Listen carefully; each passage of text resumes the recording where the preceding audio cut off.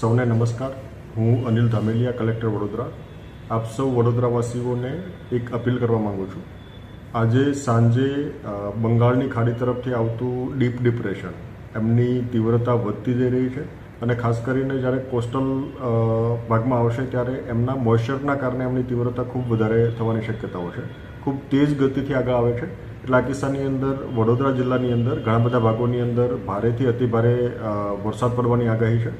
મોટાભાગે મોડી રાતના સમયથી લઈને આવતીકાલના સમય દરમિયાન આ આગાહી છે. એટલે આવતીકાલે ખાસ કરીને આપણે તકેદારીના તમામ પગલાઓ લેવા જોઈએ. વિશેષ કરીને પવનની ગતિ પણ આ ડિપ્રેશનની સાથે વધારે છે. એટલે 45થી લઈને 55 કિલોમીટર પર અવરની સ્પીડથી પવન પણ ફૂંકાવાની શક્યતાઓ છે. તમામ વડોદરાવાસીઓને મારી વિનંતી છે કે આગામી 24 કલાક દરમિયાન આપણા માટે વિશેષ કરીને સંકટ થોડું વધારે છે. એટલે આપ વિશેષ કરીને સુરક્ષિત સ્થાન રહો, આપ પોતે સુરક્ષિત રહો એ માટેના તમામ પ્રયાસો આપણે કરવાના છે. તમામ શૈક્ષણિક સંસ્થાઓમાં આપણે આવતીકાલે રજા જાહેર કરી છે. આથી કોઈ પણ સંસ્થાન, ખાસ કરીને શૈક્ષણિક સંસ્થાન તો બંધ હોય છે. આ ઉપરાંત વોકેશનલ એજ્યુકેશનલ ઇન્સ્ટિટ્યૂટ હોય, પોલિટેકનિક હોય અથવા કોચિંગ ક્લાસ હોય, આ તમામે બંધ રાખવાના છે. કોઈ પણ ઇન્સ્ટિટ્યુશન ચાલુ ના રહે એ બાબતની તકેદારી રાખવાની છે. શક્ય હોય ત્યાં સુધી કંપનીઝ અને અન્ય એસ્ટાબ્લિશમેન્ટ વર્ક ફ્રોમ હોમ કરે એ દિશાનો પ્રયત્ન આપણે કરવાનો છે. આ સિવાય તમામ વ્યક્તિઓ પોતે સુરક્ષિત સ્થળોએ રહે, નદી કાંઠાના વિસ્તાર કે તળાવવાળા વિસ્તારની અંદર ના જાય એ બાબતે આપણે તકેદારી રાખવાની છે.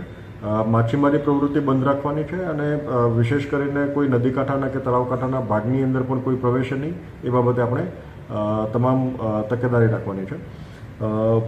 વિશેષ કરીને કોઈ કોઝવેની અંદર પાણી ભરાતા હોય તો એ પાણી પણ આપણે ઓળંગીએ નહીં, એમને ક્રોસ કરવાનો પ્રયત્ન ના કરીએ, એ આપણે તકેદારી રાખીશું. કોઈ જર્જરિત મકાનમાં અથવા તો અસુરક્ષિત હોય એવા ભાગની અંદર આપણને લાગતું હોય તો તાત્કાલિક આપણે યોગ્ય સુરક્ષિત સ્થળોએ પહોંચીએ એ માટેની તૈયારી રાખવાની છે. નીચાણવાળા વિસ્તારોની અંદર આવશ્યકતા જણાય, જે દરેક વખતે નદી કાંઠાના વિસ્તાર કે નીચાણવાળો વિસ્તાર હોય ત્યાં ફ્લડ થવાની શક્યતા હોય ત્યાં વહીવટીતંત્ર મારફતે પ્રિકોશનરી ઇવેક્યુએશનની પ્રક્રિયા પણ હાથ ધરવામાં આવી છે. આથી આપ સૌને પણ અપીલ છે કે આમની અંદર એમને સહયોગ આપે. જરૂરિયાત લાગે ત્યાં શિફ્ટિંગ આપણે કરવું જોઈએ, જેથી કરીને છેલ્લા સમયે કોઈ મુશ્કેલી ના પડે. સમગ્ર disaster management machinery active mode ઉપર છે. સમગ્ર રાત્રિ દરમિયાન પણ આપણે કંટ્રોલ રૂમ પણ ઓપન રાખીશું. લોકો પણ સતત એક્ટિવ રહેવાના છે. આપણી સમગ્ર મશીનરી એક્ટિવ છે. જરૂરિયાત લાગે ત્યાં આપણે NDRF, SDRF, આર્મી કે એરફોર્સની મદદ પણ લઈશું. પણ આપ સૌને પૂરતી તકેદારી રાખીએ, સુરક્ષિત સ્થળોએ રહીએ અને આપણે પોતાના પરિવારને અને આજુબાજુના લોકોને સુરક્ષિત બનાવીએ એ દિશાની કાળજી રાખીએ એવી તમામ સૌને અપીલ છે. આભાર.